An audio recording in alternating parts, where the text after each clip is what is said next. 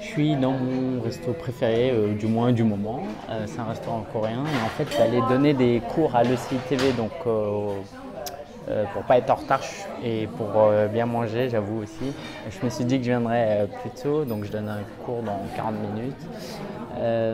Et dans cette vidéo, alors, je voulais te parler de mon plus gros challenge. C'est une pensée que j'ai depuis longtemps et tu connais le concept de ce vlog, c'est de te dévoiler les coulisses de mon business pour te faire réfléchir, pour t'aider à te dire ok, est-ce que je ne devrais pas avoir cette réflexion? Est-ce qu'il a raison? Est-ce qu'il a moins raison? Est-ce que je suis d'accord? Est-ce que je devrais faire comme lui? Est-ce que je ne devrais pas faire comme lui? Est-ce que c'est facile l'entrepreneuriat? Est-ce que c'est difficile? Et qu'est-ce que je dois faire? Bref, plein de réflexions. Et donc, si ça te plaît, je le demande rarement, mais surtout, abonne-toi à la chaîne parce qu'à partir de l'épisode 100, disons qu'il y aura des belles choses. Alors, l'un des plus gros défis que j'ai dans mon business, c'est que j'ai un double discours. J'ai d'un côté le discours qui est lancez-vous mince, pour ne pas dire de gros mots.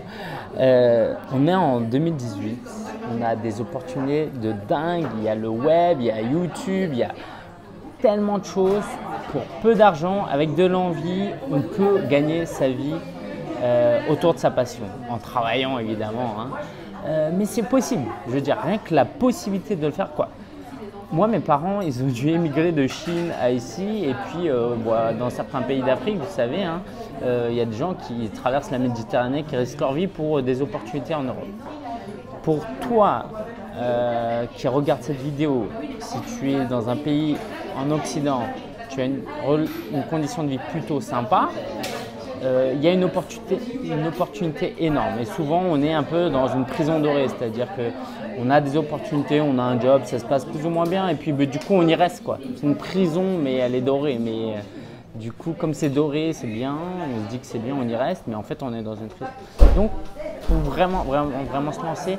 Et je trouve que c'est dommage parce que moi, à l'école, j'ai beaucoup aimé l'école, mais voilà, en sortant de l'école, je me suis dit, je vais me trouver un job pépère. Il y a même au lycée, au début, premières années de fac, je me disais même, allez, je vais prendre un boulot de fonctionnaire, je vais avoir mes 5 semaines de congés payés et à partir de 17 heures, je vivrai vraiment, je ferai des choses qui me plaisent, mais je veux un job pépère.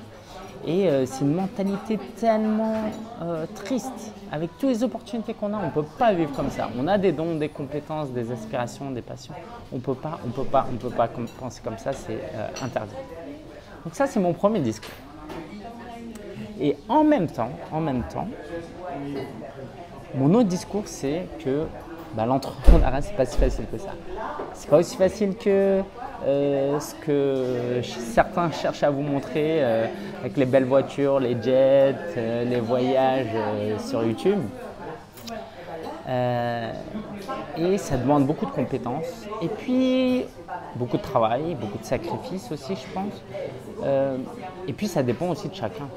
Je veux dire, si tu es chirurgien à l'hôpital et que tu aimes moyennement ton job, je veux dire, quoi que tu l'aimes bien quand même, je veux dire, c'est quand même déjà très bien, quoi. Tu sauves des vies tous les jours.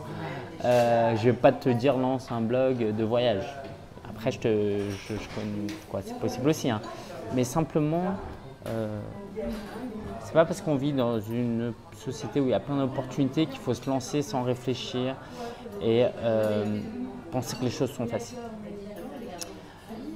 Et donc, tu vois, l'ambiguïté entre les deux discours, c'est le suivant. Alors déjà, un peu, pour que tu saches, moi j'ai été un peu motivé par Tim Ferriss, qui m'a fait croire qu'il y avait plein d'opportunités, on pouvait tout automatiser, on pouvait partir en vacances et tout. Théoriquement, ça marchait, mais de manière pratique, pour moi, c'était compliqué parce que déjà, je devais m'occuper de mon père à la maison. Et puis, voilà, j'avais pas toutes les compétences que quelqu'un avait, merci. Mais cet optimisme, cette naïveté, ce rêve Bah, heureusement que je l'ai eu parce que sinon je ne serais pas là où j'étais. Si j'avais été trop sage en mode non, c'est pas fait pour moi, non, j'aurais fait un truc pépère et je ne serais jamais arrivé là où j'en suis aujourd'hui.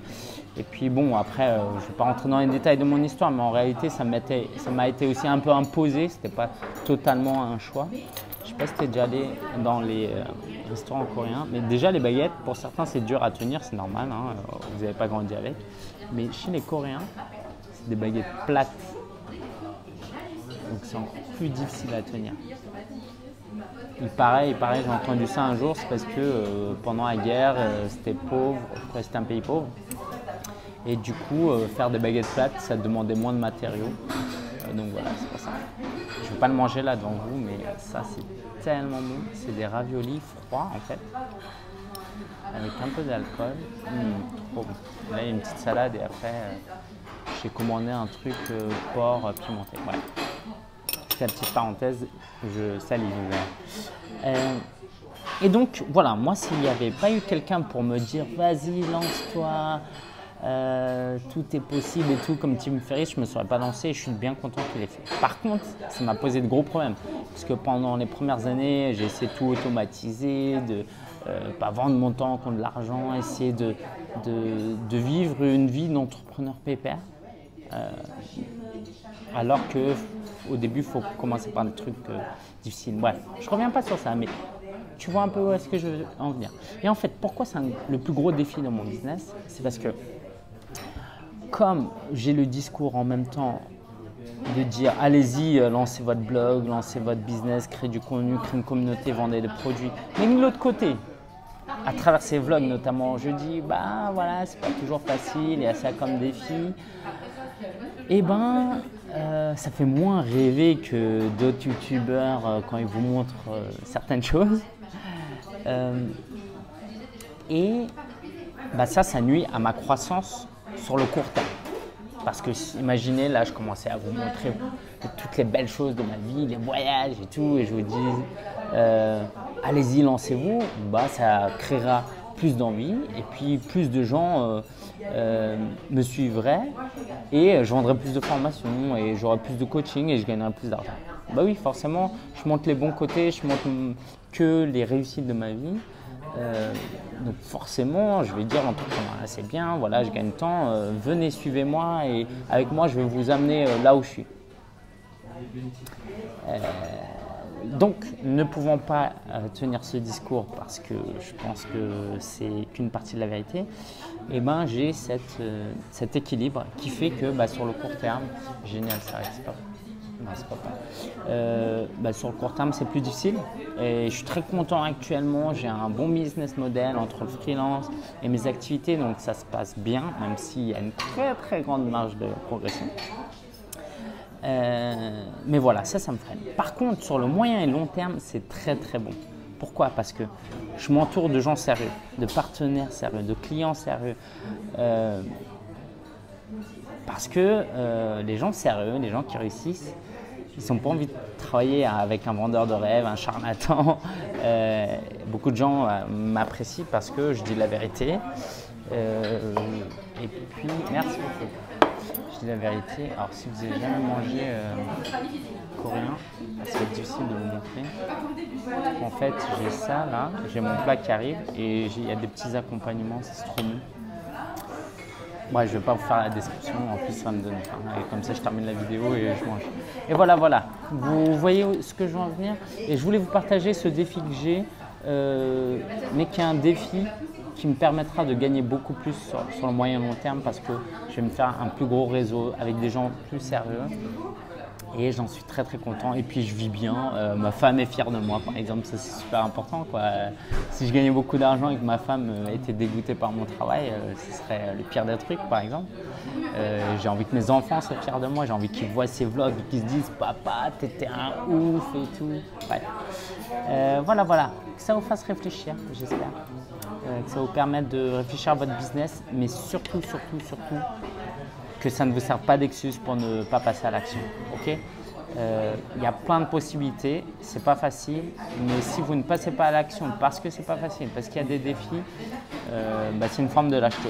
Donc c'est difficile, c'est compliqué, mais au bout il y a quelque chose de magnifique. Et donc, je vous invite à vous lancer, à travailler, quel que soit là où vous êtes dans votre business, dans votre projet. Passez à l'action, bossez dur. Et moi, je vous dis à bientôt parce que j'ai trop faim. Ciao!